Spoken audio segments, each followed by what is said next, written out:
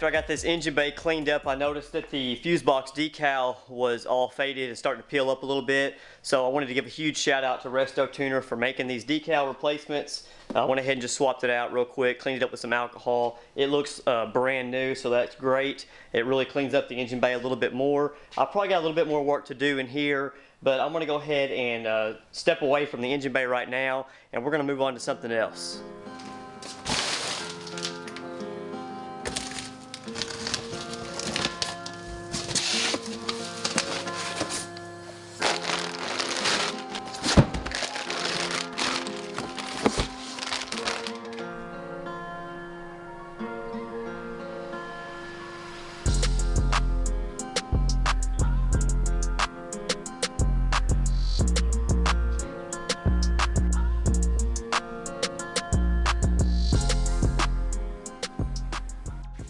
Alright, you may have guessed it by now, but I want to give a huge shout out to Max Speeding Rods for sending over these budget coilovers here to use on our budget build.